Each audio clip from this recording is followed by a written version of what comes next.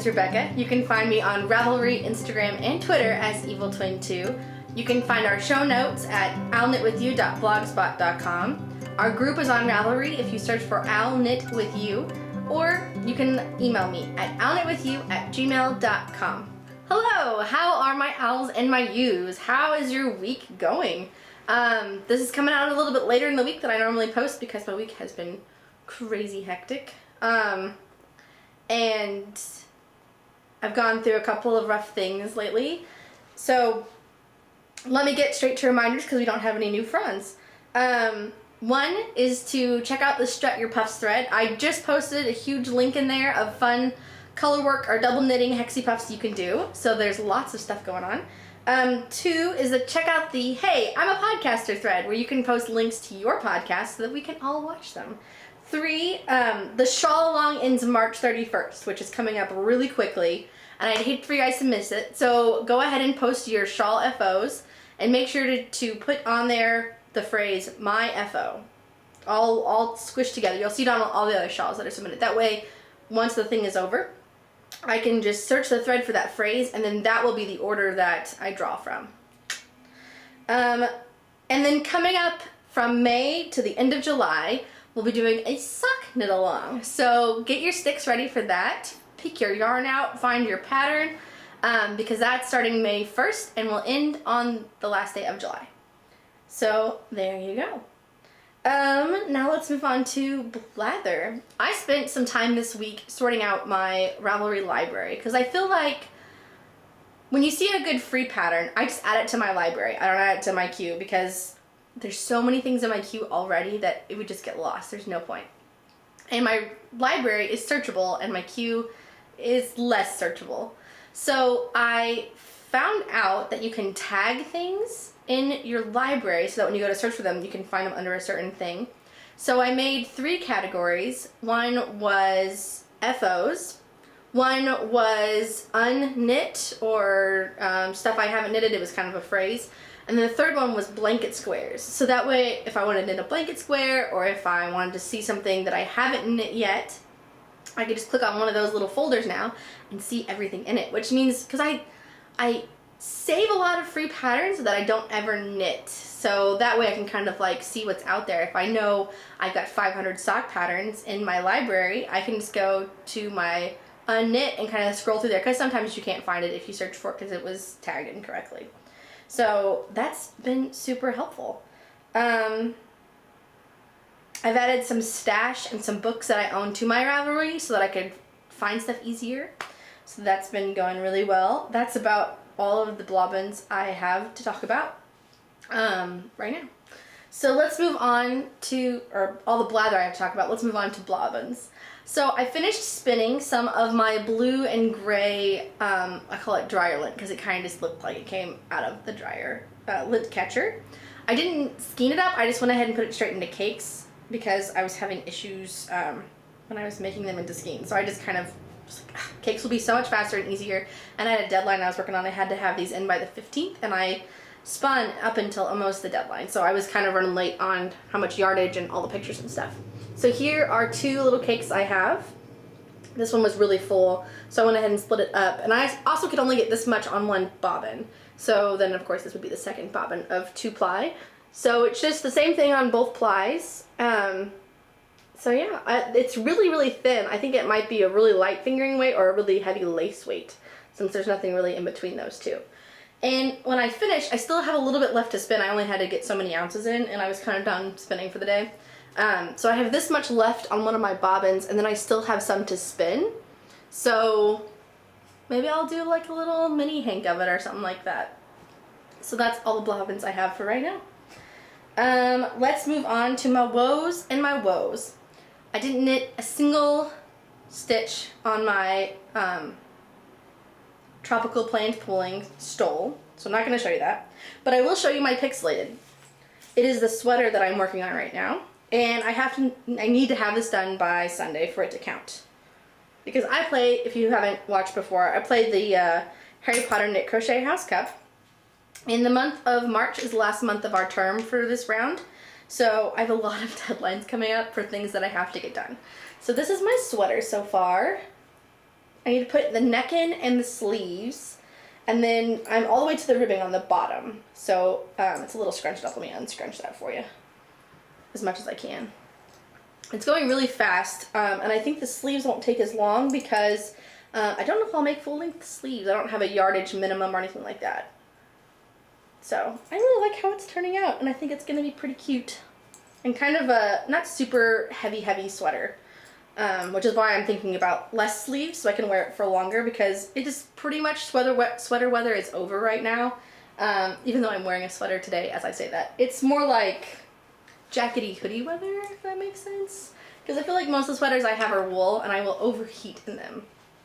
Okay, so that's all of the whips I have, which means that I have several FOs to show you. So for the House Cup, there was a Quidditch match last weekend where it was speed related. How fast can you get a knitted object done?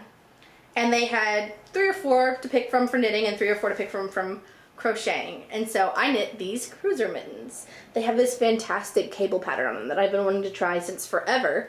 And I made the thumbs a little bit too short. Here is probably how deep it should go. And so like if I push down, that's like the base of my thumb, but it really sticks up pretty high because here I can pinch and you can see how much material is between that. But other than that, they're pretty cute. And I've thought about unpicking the thumb and then redoing them, but I'm not a huge mitten wearer, so I think if I wore them, I'd be wearing them over gloves, and so we'll just see. This yarn is really itchy and very warm. My mom bought it for me while they were out near the Four Corners, and they bought it at a kind of a gas station that sold wool for weaving, and so it's a really coarse. It has a ton of veg matter in it. So I don't know how much wear these will get, but I really didn't know what else to knit with this yarn. I still have another cake of this because it comes in like enough to weave with, which is a large quantity. So yeah, it's a nice sturdy yarn, but it's definitely more for like mats than mitts. But these mitts are super fantastic and super warm, so we'll just see. I mean, it's kind of already past mitt weather, like I was talking about, so we'll see how much juice they get. But they were really fun to knit. And I got those in on time, which was awesome. So I also finished that pair of socks I've been working on, Hermione's Everyday Socks. I knit them with my 6-inch, 9-inch circular needle. It's a size 1. I did the toes in a size 0 because that's the DPNs that I picked up. I only brought one sock blocker with me, so you have to bear with me. The yarn is by Supernatural. It is in the Terminus colorway. Supernatural yarns in the Terminus colorway. It's a Walking Dead themed colorway. So this is the second sock. So on the first sock, we had one side pull, and then the other side was the other color pulled. And then the leg of the sock had these like stripes almost. And so that was kind of cracking me up that it would do that. And this sock almost did the opposite. So the foot has like these big stripes kind of going throughout. And then the leg of it has like the front is all one color and then the back is all the other color. I don't even know how that happened. But, you know, I really like the way they turned out. I haven't worn them yet because I want to show them on the podcast first. I didn't want to show you guys dirty socks. That seemed really weird for some reason. And so there they are. This leg ended up like half an inch longer, but for the most part they're pretty much the same size, and I think I've finally gotten my foot size down as far as how long to knit the base of my foot. I had a lot of problem with that for some reason, maybe because I just don't want to measure things and I just kind of want to be able to wing it. I can't wing it. I have to measure everything. So hopefully these will turn out great, or hopefully these will fit great, because they turned out really, really well. And I really like the way you can see the stitch pattern on here. It just kind of like pops up. It's really nice. And so I think once I block them, that'll be even more evident, the little pop of pearl. So those turned out really well. I also tried my hand at double knitting this week, or last weekend actually, and I made a blanket square, which is why I was kind of talking about them earlier, because I had gone through and like reorganized everything. And it is the Mockingjay from the Hunger Games. So here it is on one side, and then here it is on the other side. It's just reversed. And I had watched, so I watched the Sort of a Knitter podcast, and he recommended the Sockmatician podcast. He's only got one, and it's really long. But it's very, very interesting, and it has lots of cool stuff. And he's a really big fan of double knitting. And so then, like, I tried double knitting once in college, and I ended up ripping it out. Not because it was wrong, just because it was going to take a million years. And so I thought, well, a blanket square would be the perfect reason to retry that. Now, I need to look up how to do your edges, because mine kind of open up. Like, they're not exactly one solid piece. But I'll also be putting this in a blanket, so it won't really matter. And then I wasn't quite sure how to do the bind off. I did a super stretchy bind off, which I think makes it lay really long. Like, it wants to sit like this instead of being a square. So, but if I stretch it, it is a square. So I don't know. But it was my first one, and it didn't turn out horrible. And you know, you can see the image in there, which is really cool. So this orange yarn is from that sweater that I showed you that was my first sweater. I don't really want to wear this yarn, but I think it would make, obviously, a great blanket. And I thought this kind of had that, like, I wish I had a yarn that was variegated, like yellows and reds, and looked like it was shimmery and on fire, but I don't. And so I used this yarn because, you know, orange is kind of a fiery color, girl on fire kind of thing. So I think this side of it will be the front, because that turned out really, really well. And I really like how it looks. I'm just like cruising through this podcast, and I'm not trying to talk really fast. I've had a lot going on, and I'm not really wanting to talk about it yet. And so I think that's why this podcast seems like it's going really fast. Because I'm kind of just glossing over a couple of things. And it's nothing like horrible. It just kind of sucks. So anyway, we'll talk about it another time, but I don't really want to talk about it yet. Now I will get on to some very interesting mustache.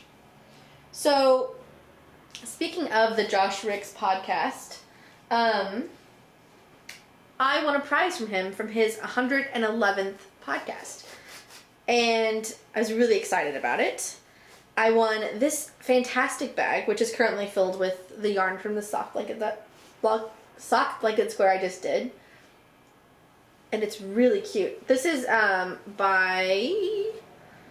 sewn by Lindsay, and she makes amazing bags because they have this front pocket on them where you can put in what you're working on. So that way, if it sits in your Area 51 for a little while, you don't even have to open it. You can be like, oh, that's that one thing that I definitely want to knit, and grab it out. So by the way, I think the next blanket square I'm going to make is going to be the Elvish, like that necklace that Arwen gives to the Ranger Aragorn, or whichever name you want to use for him.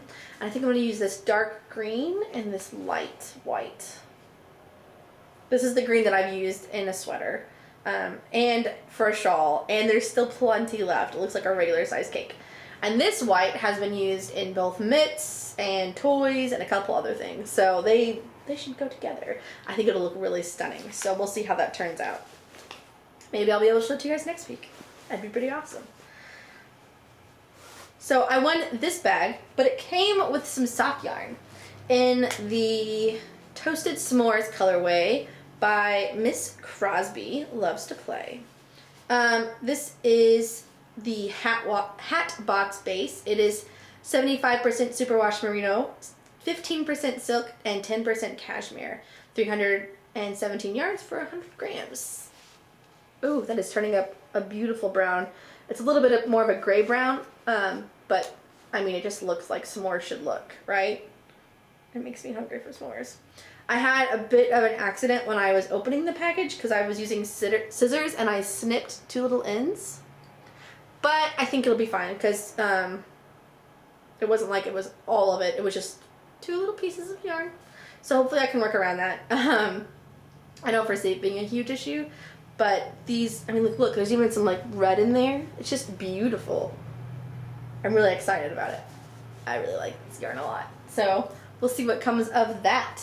I have some other interesting stash to show you. So I bought this yarn, Gina's Chunky Wool. It's Plymouth yarn. There's some needles sticking out of it, sorry. That I bought at the Bead Place in Belleville because I visited there to visit my friend Jessica. And I was like, hey, we should go and see if the store's open. So I'm always up there when I visit her. I'm like, you should knit, and she's like, meh, not yet. So, but I always take her in there because like she's a Joann's Michaels kind of person. She sews, and so I want her to see the nicer side of yarns too. And so I really want to make a cowl out of this, just like a ribbed cowl. Nothing super fancy because there's so many colors going on already that nothing else really needs to be happening with it. So I just need to start that. I don't think it'll take very long, but it is just like the prettiest yarn ever. Like these are obviously my colors. So speaking of podcasts that I watch or listen to, oh yeah, Josh also sent me some tea with my prize, which I'm really excited about because he sends good tea when you win something from him. This is my second prize from him. There is a really cool website I heard about through the Never Not Knitting podcast. It's called Kitterly, kind of like knit early, but it's spelled Kitterly. Sorry, I'm opening a package. Yeah. And their whole concept is that, here, I'll show you to you. Here is the Kitterly logo. That's how you spell it, in case I spelled it wrong, because I'm a terrible speller. Their whole concept is a one-stop shop for a project. So you go there, and you say, I'm an advanced knitter, I'm a beginner knitter, I'm an intermediate knitter, and I would like to make a hat, scarf, slippers, whatever. You pick your item, and then you click on that item, and then you can choose from like different pattern versions of it, or not pattern versions, but like, you know, all these different sweaters by different designers, and then you'll pick that sweater, and when you click on it, it takes you to this amazing page where it has the amount of yarn by bust size, the needles that you'll need, and any notions that you'll need, sort of. I'll get to that in a second. So I ordered the, let's see if it says it on here. Nope. Oh, sorry. That is not the right piece of paper. I ordered stuff to make an Ellis, which is a cowl. It's a solid color cowl. And look how cute this is. It says, project bundled by Karina Spencer and was thoughtfully packed by Lorelei. Look at that, that's adorable. And so then I received another piece of paper in there that told me all about it and how to get my pattern, because the patterns are downloadable. They don't ship you the patterns, but they do ship you everything else. And I have to admit, I use the excuse to rationalize this purchase as, I need to show this on the podcast. I have to order something. So I picked the Ellis cowl, which is really pretty, and it has 2 buttons on it. They did not include the buttons, if that's something that you're worried about or interested in. But they include everything else that you'll need, including like needles and notions, which is really awesome. So they usually have like a high quality yarn and then like a lower quality yarn. So then, because like sweaters sometimes will take, you know, several skeins of yarn, and they only go up and the larger your sweater is. And so they give you that price point. So like if you're making a sweater with this type of yarn, and then the yarn itself is $20 and you need 5 balls of it, well, this yarn's $100. And so that number will be at the top. So I went with the cheaper yarn so that it wouldn't be super expensive, because I was getting other things. And so, which I'll show you. So this is my yarn. It is Cascade 220, which I could pick up at a local store, but I really wanted to try this. And it was kind of nice that it all came bundled for me. So here is the yarn that I got. It's a really pretty like tealish green. Showing up super green, but it is like a tealy green. And then with my order, because I selected it, and you don't have to select it if you've got your own needles, if you've got your own notions, if you're not going to need any of this stuff. But I went ahead and got, they have, I got the Addy Turbos in the size I needed for this cowl. They offered bamboo needles, they offer another brand, they offer, I don't think they offer the size up and down, but maybe they will, I don't know. But this is the needle for this project. And since it's not like a sweater where gauge is really important, it's a cowl where gauge really isn't important, I figured I would go with what was recommended for the pattern. And then I also picked up some cable needles, because I don't actually have one, and they were recommended to go with this project. And I was like, well, this is a good reason to buy a cable needle. Up until now, I use my plastic yarn needle that's like really big, you know. I use that to kind of just pick up 2 or 3 stitches, and I stick it in my work, and it's not always the best. But so now I have, you know, the Clover brand stitch holders. So this is all I will need, except for buttons, to make this project. Oops, that's the front. Which is kind of a really cool concept. Now, you're buying everything at face value. I don't think they will do, or that I didn't see any. It's a pretty new website. I didn't see any sell sets, because the sets aren't like pre-assembled. It's all like, we have green yarn. If someone buys this thing, then it will go in this set. And the other cool thing is if you're making a multicolored item, they give you, and you're really bad at picking out color sets like I am, then they recommend, here's these 4 colors that go together, and they'll offer like 6 different color schemes.